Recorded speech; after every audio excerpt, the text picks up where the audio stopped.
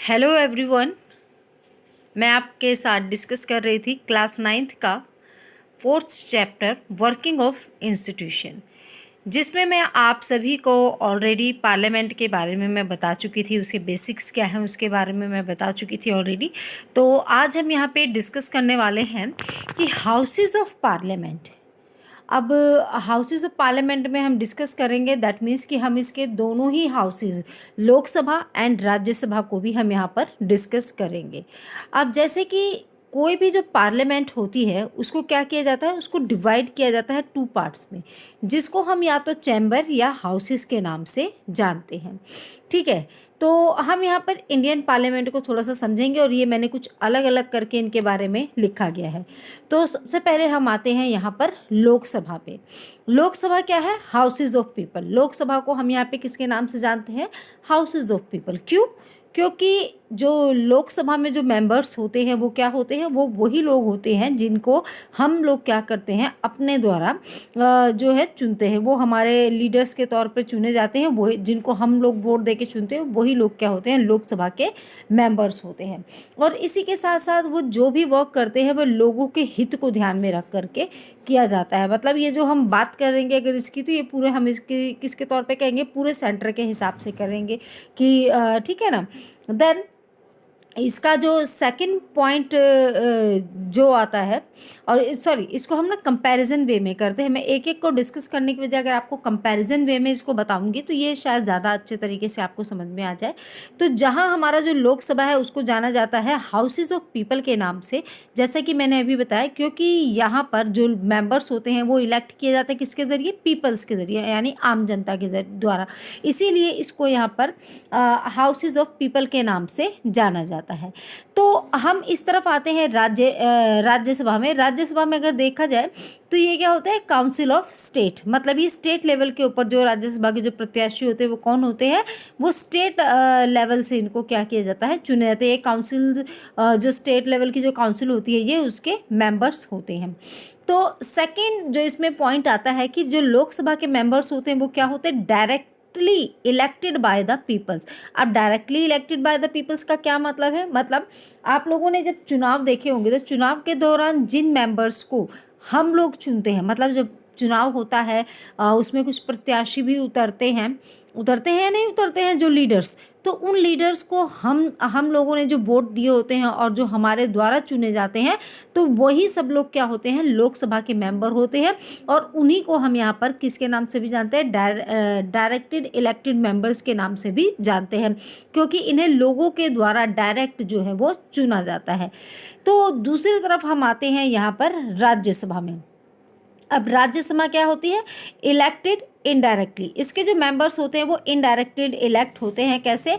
MLAs के द्वारा। अब मैं इसको थोड़ा सा कॉम्प्लिकेटेड है, मैं आपको समझा देती हूँ कि दोनों ही होते हैं मेंबर, किसके हैं? पार्लियामेंट के होते हैं। तो इनको हमें यहाँ पे एमपीज बोलना चाहिए, बट ये जो एमपीज होते हैं इन्हें कौन इलेक्ट करता है? जो राज्यसभा, यानी कि राज्यसभा जैसे कि नाम से पता चल रहा है स्टेट गवर्नमेंट। ठीक है ना।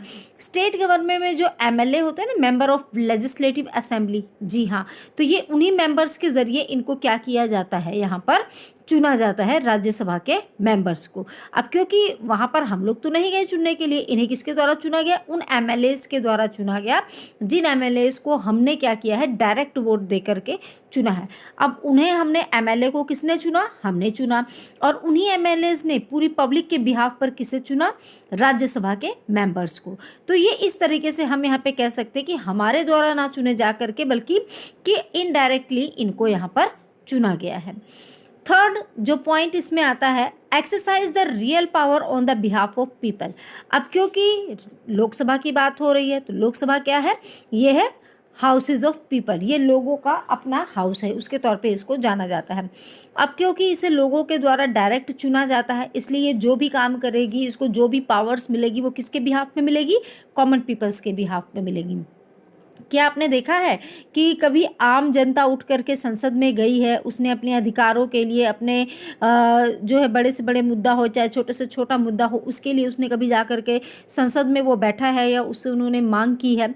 ऐसा कभी आपने देखा है? ऐसा हो भी नहीं सकता है। अगर मान लीजिए अगर किसी तरह से इसको पॉसिबल भी कर दिया जाए तो भी यहाँ पर गारंटी है कि सभी लोग एक मत नहीं हो पाएंगे, क्योंकि सबके भाई अब मतभेद हो जाता है ना लोगों में। अभी आप लोगों को जैसे मैंने लास्ट एक एग्जांपल दिया था, एक क्लब का एग्जांपल दिया था जब मैंने आपको, तब मैंने उस समय बताया था कि मान लीजिए आप एक क्लब का ऑर्गेनाइजेशन कर रहे हैं। अब उसी ऑर्गेनाइजेशन में आपको क्लब के लिए कुछ फंक्शंस को अगर प्रिपेयर करना है तो उन फंक्शंस को लेकर के भी उसके मेंबर्स में आपस में मतभेद हो सकता है। फिर यहाँ तो हम बात कर रहे हैं पूरी की पूरी जनसंख्या को एक जगह पर बैठा करके एक मत के लिए तैयार कर पाना, ठीक है। तो इसके लिए क्या होते हैं कि जो हमारे इलेक्टेड मेंबर होते हैं, जिनको हम लोगों ने चुना रहता है, वही लोग क्या करते हैं कि पीपल्स के बिहाफ पर जो पावर्स होती है ये उसको वहाँ पर प्रयोग में लेकर के आते हैं। तो दूसरी तरफ हम यहाँ पर देखते हैं कि जो राज्यसभा के जो मेंबर्स होते हैं, अब क्योंकि इन्हें किसके द्वारा चुना जाता है? एमएलए के द्वारा चुना जाता है, और ये किस स्तर पे जाने जाते हैं? स्टेट लेवल पे जाने जाते हैं। तो ये क्या करते हैं? ये हर वो काम नहीं करते हैं जो पब्लिक के बिहाफ पे हो, बल्कि ये क्या करते हैं? कुछ स्पेशल फंक्शंस को यहाँ पर करते हो, जैसे कि according to the interest of people, कि लोगों का किस चीज़ में ज़्यादा इंटरेस्ट है, वेरियस जो स्टेट है उसके हिसाब से, रीजन के हिसाब से, या फिर फेडरल यूनिट्स के हिसाब से अपनी ये जो कार्यवाही है इसको ये काम करते हैं। मान लीजिए एग्जाम्पल के तौर पर अगर मैं आपसे कहूँ कि अगर मान लीजिए किसी एक कानून को लागू किया गया है, बट उस कानून का लाभ केवल कुछ एक वर्ग तक ही पहुंच रहा है, बाकी पूरी पब्लिक को उसके अंदर नहीं लिया जा रहा है, तो ऐसी कंडीशन में ये क्या करती है कि तो वो वहाँ पे कहीं पे भी कारगर नहीं साबित होगा। तो इसीलिए जो राज्यसभा होती है वो क्या करती है? उसके इंटरेस्ट को देखते हुए वहाँ पर क्या करती है? जो नियम और कानून होते हैं उसकी वो वहाँ पर बनाने का काम करती है, ठीक है। तो ये तो हुई बात यहाँ पे राज्यसभा और लोकसभा की। और मैंने आपको यहाँ पे बताया कि हम बात डिस्कस किसके बारे में कर रहे हैं? इंडियन पार्लियामेंट, जिसके 2 ही हाउसेज होते हैं। तब आप सोचेंगे कि फिर बीच में ये प्रेसिडेंट क्यों लिखा गया है?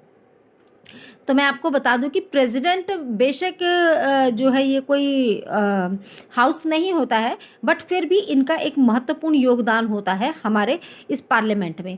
किस तरह से? क्योंकि पार्लियामेंट में अगर जो है कोई भी मान लीजिए कानून है, नियम है, बिल है, उसको पास करवाना है, तो वो बेशक लोकसभा से पास आउट होकर के राज्यसभा में आ जाएगा, बट राज्यसभा अगर उसको पास करती है तो भी वो नियम कानून नहीं बन पाता है। वो कब बनेगा? जब प्रेसिडेंट उसे साइन करेंगे। तो इसीलिए इसका भी एक महत्वपूर्ण अंग है, तो हम इसके बारे में भी यहाँ पर थोड़ा बहुत डिस्कस करेंगे। She is not the part of any houses.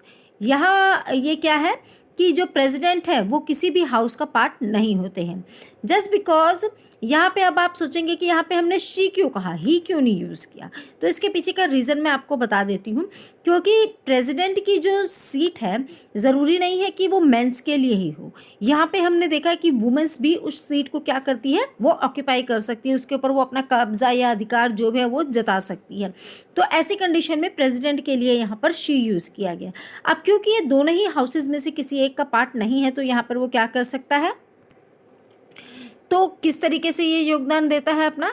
Just because his and her access is also required in the law making. क्योंकि अगर किसी भी तरह का कोई कानून बनाना है तो उसके लिए हमें क्या है? इनकी भी रजामंदी का होना बहुत ही ज़्यादा आवश्यक है, ठीक है। अब जैसे लास्ट जब मैंने आपको बताया था तो मैंने उसमें बताया था ना कि कोई भी नियम या कानून तब तक मान्य नहीं होता जब तक उसके ऊपर प्रेसिडेंट या फिर किसी सिविल सर्वेंट का सिग्नेचर नहीं होता है। सिग्नेचर होने के बाद ही वो एज अ लॉ के तौर पर कंसीडर किया जा सकता है। तो इसके लिए यहाँ पर प्रेसिडेंट बेशक इन पार्लियामेंट के किसी भी हाउसेज में शामिल नहीं है, बट फिर भी इनका एक अपना ही महत्वपूर्ण योगदान है। तो आगे हम इसको और डिटेल वाइज करते हैं। जैसे कि अब हम यहाँ पर डिस्कस करने वाले हैं 2 हाउसेज ऑफ पार्लियामेंट को। किस तरीके से हम इसको यहाँ पर देखेंगे?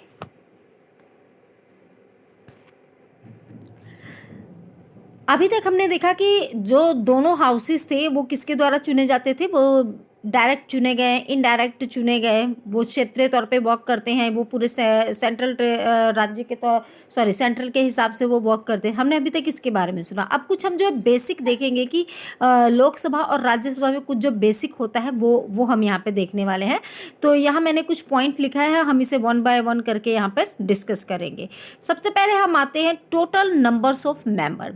हम यहाँ पर ये जानेंगे कि आखिरकार लोकसभा में कितने मेंबर्स होते हैं और राज्यसभा में कितने मेंबर होते हैं।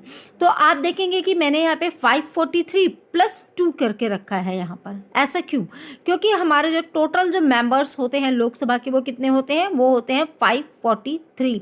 बट इसमें ये जो दो चीज़ में दो नंबर जो आपका दिखाई दे रहा है ना, ये दो नंबर वो लोग होते हैं जिनको यहाँ पे किसके द्वारा, एंग्लो इंडियन जो प्रजाति होती है ये, उसके द्वारा यहाँ पर उनमें से दो मेंबर्स को यहाँ पर मनोनीत किया जाता है। किसके द्वारा? प्रेसिडेंट के द्वारा। ठीक है, तो हमने ये यहाँ पर किया। एंड देन उसी तरह से हम यहाँ पे देखते हैं राज्यसभा में टोटल मेंबर्स ऑफ पार्लियामेंट कितने होते हैं? इट्स 233। फिर ये यहाँ पर जो हमने ये 12 मेंबर्स को किया, ये मेंबर्स कौन से हैं? तो ये वो 12 मेंबर्स हैं जो कि प्रेसिडेंट के द्वारा इनको यहाँ पर क्या किया जाता है, अगेन यहाँ पर मनोनीत किया जाता है। राष्ट्रपति के द्वारा जो इनको यहाँ पर अगेन से मनोनीत किया जाता है। अब क्योंकि यहाँ तो हमें ये पता चल गया कि ये दो मेंबर कौन है, एंग्लो इंडियन प्रजाति के हैं। फिर ये जो 12 मेंबर्स है ये कहाँ से आए? तो ये 12 मेंबर्स वो मेंबर्स होते हैं जो अलग अलग फील्ड को बिलोंग करते हैं। जैसे इसमें कुछ साहित्य के होंगे, कुछ कला के होंगे, कुछ एंटरटेनमेंट से स्पोर्ट्स से होंगे, कुछ बड़े बड़े जिनको अवार्ड्स वगैरह मिलेगा, कि उन्होंने नॉवेल्स लिखा होगा, कुछ मॉरल कोज वाले काम किए होंगे। तो इस तरह से अलग अलग वर्क से ये लोग आए होंगे। सपोज कि आपको मैं एग्जांपल दे दूं, स्पोर्ट्स के क्षेत्र से जैसे आप लोगों ने देखा होगा राज्यसभा के मेंबर के तौर पर सचिन तेंदुलकर को रखा गया, हेमा मालिनी को चूज़ किया गया, जया बच्चन को चूज़ किया गया। तो ये सब जैसे इन्हीं में से ही आते हैं कि इनको क्या किया जाता है, राष्ट्रपति के द्वारा यहाँ पर मनोनीत किया था। और एक बात और, जबकि जो एक्स्ट्रा जो सदस्य होते हैं इनको जब भी मनोनीत किया जाता है ये राष्ट्रपति के द्वारा ही यहाँ पर मनोनीत किए जाते हैं। इनको किसी और के द्वारा मनोनीत करके या उनको जो है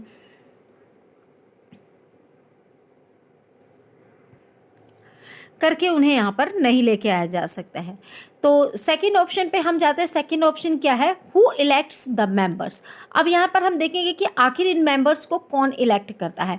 तो जैसे कि पीछे भी मैं आपको बता चुकी हूँ कि जो लोकसभा के मेंबर्स है उन्हें कौन इलेक्ट करता है? ये directed elected by the peoples, कि ये लोगों के द्वारा इनको डायरेक्टली यहाँ पर क्या किया जाता है, इलेक्ट किया जाता है। अब जो लोग होते हैं, भारत की जो जनता है, वो भारत की जनता क्या करती है कि चुनाव के दौरान में इन्हीं लोगों को क्या करती है, अपने लीडर्स के तौर पर वो स्वयं चुनती है, खुद वोट दे करके चुनती है। ठीक है, जिसे वो चाहती हैं उसे वो वहाँ पे वोट देती हैं और वोट दे करके उसको ये यहाँ पर चूज कर सकती हैं।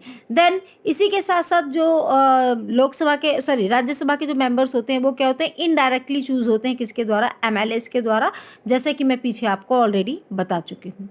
थर्ड हमारा पॉइंट आता है, what is the length of term in years, कि आखिरकार ये कितने सालों तक के लिए ये रह सकती हैं, इनके बारे में अब हम यहाँ पे जानेंगे। तो सबसे पहले हम देखते हैं लोकसभा कितने सालों के लिए रहती है? ये टोटल 5 सालों के लिए रहती है। अब ये 5 सालों के लिए रहती है तो इसका मतलब ये क्या है कि जैसे ही नेक्स्ट 5 ईयर्स कंप्लीट होंगे वैसे ही ये इसका जो टर्म है, जो इसका टाइम पीरियड होगा वो वहीं पर ख़त्म हो जाएगा। और उसके बाद अगेन जो नई जो गवर्नमेंट बनेगी उसमें फिर अगेन ये 5 ईयर्स का जो पूरा प्लान है ये वहाँ से चालू होना शुरू हो जाएगा। एंड देन अगर हम राज्यसभा की बात करते हैं तो राज्यसभा में क्या होता है, ये पूरे 6 साल का होता है। अब आप कहेंगे कि अरे ऐसा कैसे, क्या ये ऐसा नहीं होता कि ये फिर जा करके आगे डिसॉल्व हो जाती, भंग हो जाती हो, या फिर इसका कार्यकाल इतना कैसे? तो इसके कार्यकाल को हम यहाँ पर 1/3 और 1/3 के तौर पर इसको यहाँ पर हम डिवाइड करेंगे, जिसको मैं आगे यहाँ नीचे आपको समझाऊंगी। ठीक है, चलिए देखते हैं। Can the houses be dissolve as it is permanent, क्या जो हाउसेज हैं उसको यहाँ पर भंग किया जा सकता है, वो ख़त्म भी होते हैं, या फिर वो परमानेंट है?